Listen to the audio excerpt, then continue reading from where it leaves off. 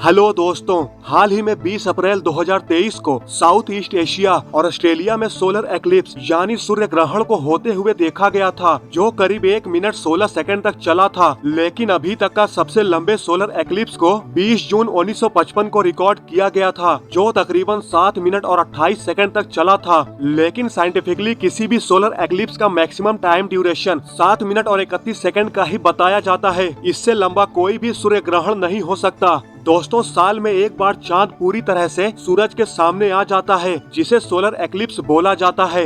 हमारी धरती पर मेनली 3 तरह के सोलर एक्लिप्स होते हैं, टोटल, पार्शियल और एनुलर। ये तभी पॉसिबल है जब सूरज, चांद और धरती एक सीधी रेखा में अलाइन हो जाते हैं। दोस्तों, इन सभी सोलर एक्लिप्स में सबसे रेयर होता है टोटल सोलर एक्लिप्स, जो कभी कभार ही दिखाई देता है। ये एनुलर और पार्शियल एक्लिप्स के मिलने से बनता है। दोस्तों, पार्शियल सोलर एक्लिप्स उसे कहते हैं जब चांद सूर्य और पृथ्वी के बीच से गुजरता है, लेकिन सूर्य, चंद्रमा और पृथ्वी पूरी तरह से अलाइन नहीं होते, मतलब बिल्कुल परफेक्टली एक सीधी रेखा में नहीं होते। वहीं एनुलर सोलर एक्लिप्स तब होता है जब चांद सूर्य को ढक लेता है, लेकिन सूर्य को चंद्रमा के किनारे के चारों ओर देखा जा सकता है, जिससे यह आभास होता है कि सूर्य चंद्रमा की काली डिस्क के चारों ओर एक ब्राइट रिंग है। लेकिन दोस्तों, वही टोटल सोलर एक्लिप्स तब होता है जब चांद पूरी तरह से सन को ढक लेता है। टोटल सोलर एक्लिप्स को आखिरी बार 21 अगस्त 2017 को नॉर्थ अमेरिका में देखा गया था। वैज्ञानिकों का ऐसा मानना है कि अगले टोटल सोलर एक्लिप्स को 8 अप्रैल 2024 में देखा जा सकता है। लेकिन दोस्तों, क्या आपने कभी ये सोचा है कि क्या होगा अगर कभी कभी दिखने वाली ये घटना एक रोजमर्रा की चीज बन जाए, मतलब ये परमानेंटली हो जाए, कभी हटे ही ना? तो क्या आप टोटल सोलर एक्लिप्स के अंधेरे में हमेशा रहना चाहोगे? और हमेशा ग्रहण के कारण चांद के साथ क्या होगा? और सबसे अहम सवाल, हमारे साथ क्या होगा अगर सूर्य ग्रहण हमेशा के लिए हो जाए? दोस्तों, आज की इस वीडियो में हम इसी सवाल के जवाब को जानेंगे। तो चलिए शुरू करते हैं। तो दोस्तों, सूर्य ग्रहण को हमेशा से एक बैड लक के जैसे समझा जाता है। जब भी सूर्य ग्रहण लगता है तो लोग इसके बैड लक से बचने के लिए बहुत कुछ करते हैं। लेकिन दोस्तों, क्या होगा जब अगली बार सूर्य ग्रहण लगे और वो कभी खत्म ही न हो? अगर हम टोटल सोलर एक्लिप्स की बात करें, जो कि अलग अलग केस में लगता है, जैसे पहले केस में उस दिन न्यू मून होना चाहिए, मतलब जब चांद सूरज के सामने आकर उसे पूरी तरह से कवर कर ले। वहीं दूसरे केस में चांद की पोजीशन धरती के सबसे नजदीक होनी चाहिए। दोस्तों, अगर टोटल सोलर एक्लिप्स हमेशा के लिए ही रहे तो क्या हमें चांद की छाया में रहने की आदत डालनी पड़ेगी? वेल दोस्तों, ऐसा नहीं है। आप हर समय चांद की छाया में नहीं रहोगे, क्योंकि टोटल सोलर एक्लिप्स में चांद की छाया भी 2 तरीके की देखी जाती है। पहला अम्ब्रा और दूसरा पेनम्ब्रा।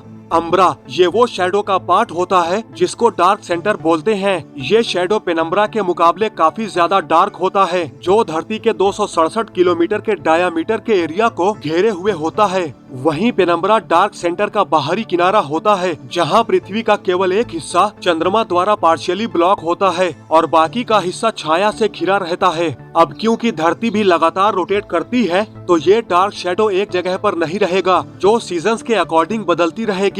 वहीं पेनम्ब्रा वो शैडो का पार्ट होता है जिसमें धरती पूरी तरह से कवर होगी, जिसमें हमें सूरज की रोशनी तो मिलेगी, लेकिन पहले जैसी नहीं होगी, और इसका प्रभाव पूरी दुनिया पर देखने को मिलेगा, क्योंकि धरती पर जीवन का संतुलन इसके दिन और रात के गुजरने पर निर्भर करता है। लेकिन टोटल सोलर एक्लिप्स के लगातार रहने पर ये इस संतुलन को बिगाड़ देगा, जिससे नेचर पर काफी बुरा प्रभाव पड़ना शुरू हो जाएगा और धरती की नेचुरल साइकिल भी चेंज होनी शुरू हो जाएगी, जिससे टेम्परेचर में बदलाव आना शुरू हो जाएगा। वहीं अम्ब्रा वाले पोर्शन में टेम्परेचर 5 से 10 डिग्री सेल्सियस तक गिर जाएगा, जिससे एग्रीकल्चर पर भी काफी दिक्कतें आनी शुरू हो जाएंगी, क्योंकि सूरज की रोशनी पूरी तरह से न मिलने पर फसलों को भी भारी नुकसान होगा। इन सब से बचने और फसलों को उगाने के लिए हमें नई वेदर साइकिल बनानी पड़ेगी, जिसमें हमें अम्ब्रा यानी डार्क सेंटर वाले पोर्शन के आने से पहले फसलें उगानी पड़ेंगी। यही एक रास्ता होगा जिससे हम इस टोटल सोलर एक्लिप्स में एग्रीकल्चर को बचा पाएंगे। लेकिन दोस्तों, इस नए सीजन साइकिल से हमें अपने ऊपर भी काफी असर देखने को मिलेगा, क्योंकि लगातार सूरज की रोशनी न मिलने और लंबी सर्दियों के कारण लोगों के अंदर मायूसी और डिप्रेशन जैसा इफेक्ट देखने को मिलेगा। इस इफेक्ट को सीजनल इफेक्टिव डिसऑर्डर के नाम से जाना जाएगा। अम्बरा की छाया में लोगों के अंदर कम एनर्जी और वो होपलेस जैसा फील करना शुरू कर देंगे।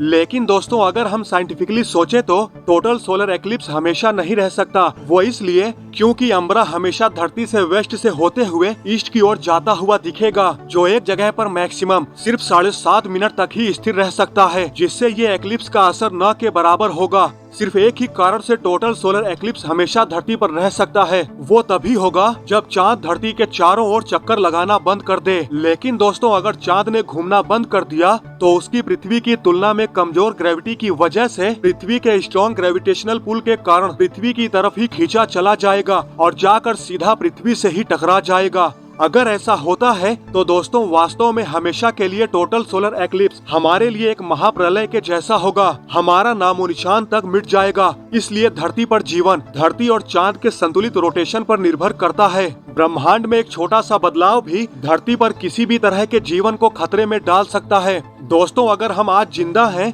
तो वो है हमारे सौर मंडल के संतुलन के कारण। अगर सौर मंडल में थोड़ा सा भी बदलाव होता है तो सौर मंडल का संतुलन बिगड़ सकता है, जिससे हमारा अस्तित्व खतरे में पड़ सकता है। इसलिए हम अपने सौर मंडल के साथ छेड़छाड़ न करते हुए, अपने चांद या फिर अपनी धरती के साथ छेड़छाड़ न करते हुए, या फिर सोलर एक्लिप्स को परमानेंटली न करते हुए अपनी आज की इस वीडियो को यहीं पर खत्म करते हैं। तो दोस्तों आज की इस वीडियो में बस इतना ही। आई होप आपको ये वीडियो जरूर पसंद आई होगी। अगर आपको ये वीडियो पसंद आई है तो लाइक और शेयर करना न भूलें और ऐसी ही इंटरेस्टिंग वीडियो देखने के लिए हमारे चैनल को सब्सक्राइब करना तो बिल्कुल भी न भूलें।